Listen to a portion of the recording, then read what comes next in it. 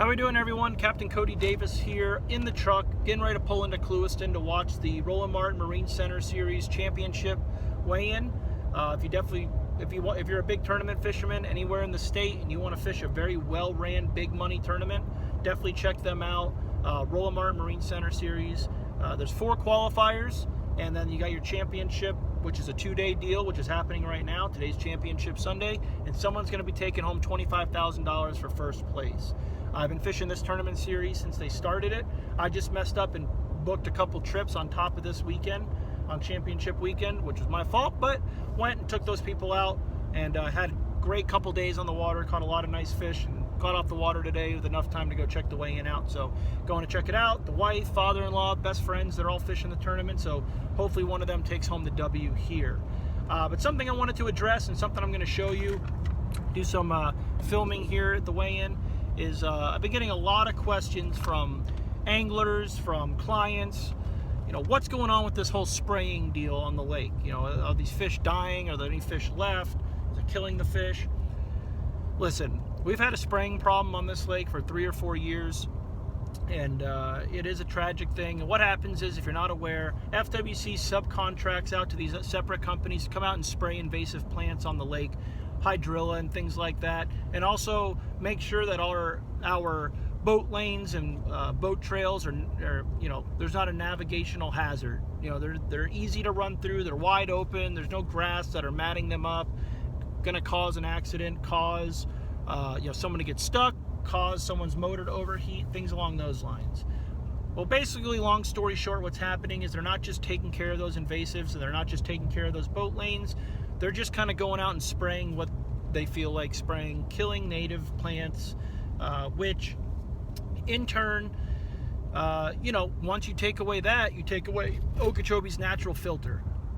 When I say filter, I'm not talking about filtering our, quote, toxic water, as it's been called. Our water is beautiful, pristine water, but it does get turned up with silt and or, you know, plant matter, mud on the bottom of the lake. It's a 30-mile wide lake, so you get some heavy winds, it's going to be turning up that water, muddying it up. And then, long story short, what happens is the hard line, those reeds, those heavy grasses, they stop that muddy water from being brought back into the backwaters where our bass, bluegill, and crappie, catfish, etc. spawn. And 90% of the year they live. You know, that's where they ambush their bait fish. They live all year. I mean, if you come to Okeechobee, you're coming to fish the grass. So you're fishing back in those areas. And once you take away those heavy reeds and those pepper grasses and eel grasses, those areas get muddy and they're really unfishable. And then what happens is, if the bass and other game fish spawn back there, the sunlight is unable to penetrate through and fertilize those eggs. So you kind of run into a little bit of a problem there. It's pissing a lot of people off, a lot of anglers, a lot of business owners around the lake, which it should. But I think what is happening, which is in the wrong, is anglers and different people are posting pictures of sick fish, fish with blisters, fish with masses on them, fish with scars, and saying that this is being caused from FWC spraying.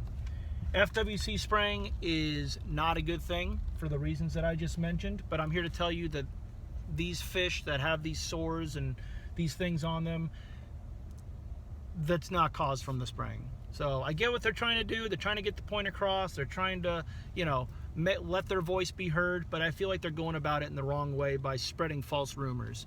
I've been fishing this lake my whole life. I've been fishing South Florida my whole life. Bass fishing, snook fishing, etc. And I tell people this: if you take a group of 400 people out of a group, there's a good chance about 20% of them are going to have something wrong with them. And in the animal world and in the lake fish world, it's no different. You know, I mean, you'll catch a fish that has a mass, has parasites, maybe has scales missing. There's 100,000 other reasons for that to be happening. It's not caused from the spraying. Our fish are fine. You know, it is a shame what's happening to the lake as far as the reeds being, you know, sprayed and dying off and taking away some of these fish's spawning habitat, and it does need to be stopped, and we have a party of people that are doing a great job in getting it stopped, and I truly believe it will be stopped here in the near future. But as far as our fish becoming zombie fish, growing 2 heads, missing fins, floating, there being just acres of dead fish floating anywhere, that's totally false. I haven't seen a dead fish yet, so it ain't happening. But what I am going to do is I'm here at the weigh-in. I'm going to eat some lunch, and when these people weigh in, I'll share some clips of some of these big fish that are getting brought in. You can see for yourself how big, fat, healthy, and beautiful these big bass are right now. Oh yeah, oh yeah. Real quick, bud. Hey, good job, big dog. What did we catch? 7. And boatcoversanywhere.com. Thanks, guys. None of that, mate. You did okay. 13.23 pounds, 13.23 for our Hook Pro. That's a 10-pounder there, boy.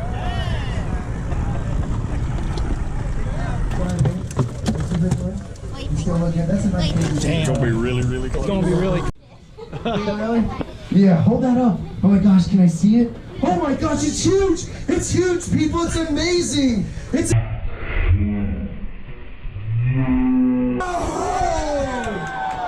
Oh my God! When we say fish like a girl in Clueless yesterday, he weighed in at like way before 2 o'clock or 2 o'clock somewhere early. He had to go get his lower unit. McMillan stick, and you've got a 10-pounder totaling 25. Whoa, they're bringing him up. Up that shoulder height. Lake Okeechobee. We get hooked behind you. How are we going? Stephen Williams and Lewis. Boat 5. 1 second, guys. Let me get a sweep. Good to see you. Thanks for fishing us today. He's got 5. Got one real quick? You know, my boy Kale right here is part of a 38 and 35. It's ridiculous. So those guys that are in the lead on 17. Breezy McMillan brought me a 10-pounder. And those guys just waiting. Alright, so it might be a little bit hard to see me right now. Got low light in the truck, but we are on our way home from Clewiston. And huge congrats to my buddy Justin Morgan for taking home the win. $25,000, brought in over 28 pounds of fish today with his best 5. Nice, fat, big, beautiful, big fish coming in to spawn, and he was able to capitalize on all his big bites and took home the win, so big congrats to him. Also, big congrats to my wife. She ended up taking home big fish of the tournament as well as big fish of the year with an almost 10-pounder. Fish came in at 970 something, so very happy for her. It's her biggest fish she's ever caught. Caught it in an area that her dad brought her up fishing in, and kind of a little bit of a family secret spot. So great way to catch it, great spot to catch it, great tournament to catch it in. So she took home a nice check for that. But as you saw, lots of big fish weighed in. They're all healthy, they're all fat, no imperfections on them whatsoever. Nice white bellies, good color, no open wounds, sores, nothing wrong with them. I think out of 2 days at 111 boats fishing, I want to say they didn't weigh in a single dead fish. So that tells you that our fish are fat and healthy. It also tells you that our tournament anglers are taking care of them in the proper way. You know, making sure that they're not beating them up on these boat rides and just maintaining their fish throughout the day. So kind of what I wanted to show you. You know, Okeechobee is alive and well. These fish are as healthy as they've ever been. The fish are still living here, folks. I mean, they are spraying the vegetation, which we are working on stopping. And a lot of these tournament directors and organizers for this Roland Martin Marine Center series are some of the biggest names in fighting the spraying. You know, they do a lot to try and preserve this lake, and it will get fixed. It will get resolved. It's on its way to getting resolved. But the lake is as healthy as I've ever seen it in a lot of areas. And a lot of our submergent grass is coming back, making great habitat and spawning areas for these big, beautiful female fish that we had come in today. But yeah, if you guys want to book a trip, come down and catch some of those big fish like you saw in the video. I have a lot of open dates in January, but February is filling up. And you know, my contact information is below. Feel free to give me a call whenever, and I can pencil you in. We can go out there and try to catch you one of those big Okeechobee giants. I appreciate you listening, and I look forward to hearing from you. Tie lines, guys.